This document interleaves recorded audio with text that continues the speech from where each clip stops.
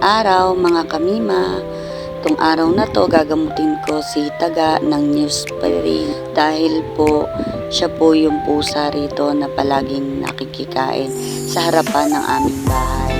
At ito pong araw na to umuwi siya rito na meron pong taga sa kanyang tagiliran na tenga o sa may likuran. At ayan nga po, habang siya ay ginagamot ko, tinanggal ko na pala po mga kamima yung tuyot na balat.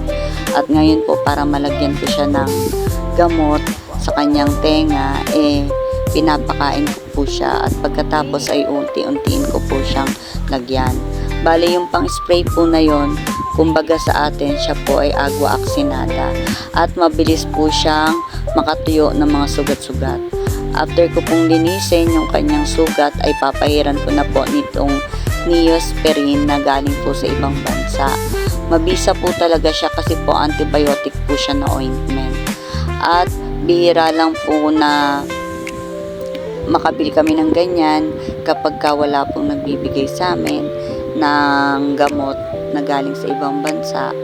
At syempre po mga kamima, kaya ko rin po gustong ipakita sa inyo kung ano po yung mga ginagawa ko dito sa aming bahay sa araw-araw, para naman po kung sakali na meron din pong maligaw sa inyo na kagaya ni Taga, ay pagmalasikitan nyo rin po, kasi alam nyo po yung nakakaawa sila dahil wala naman po talaga silang kakayanan na pakainin yung sarili nila.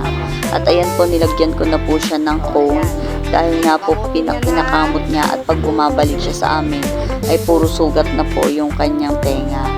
At ayan po, nakikita niyo mga kamima na natutuyo-tuyo na po siya. At lagi ko po yung nililinis kasi nga po baka ma-infection siya. At palagi ko po silang pinapakain. Minsan nga po hindi lang siya, at nagdadala pa po siya ng mga kasama niya po dito sa harap ng bahay namin. Kaya naging daily routine na rin po namin kapag ako po ay may pambiling cat food, ay minsan cat food ang pinapakain ko sa kanila. At pag wala naman po, ay binibigyan ko po sila ng may kanin. At ayan, kita nyo po, nag-heal na po yung sugat ni Taga. Kaya natutuwa po ako at nagsama pa talaga siya ng kanyang, ayan, ewan ko kung asawa niya yan o kaibigan niya yan. Kaya mga kamima, maging mabait po tayo sa lahat, hindi lang po sa tao kundi rin po sa hayop, kasi po pare-parehas lang po tayong ginawa ng ating Panginoon. At ayan, minsan po pinapapasok ko rito si Taga, lalo na po kapag umuulan. Yun lamang, at ayan na, magaling na ang kanyang sugat.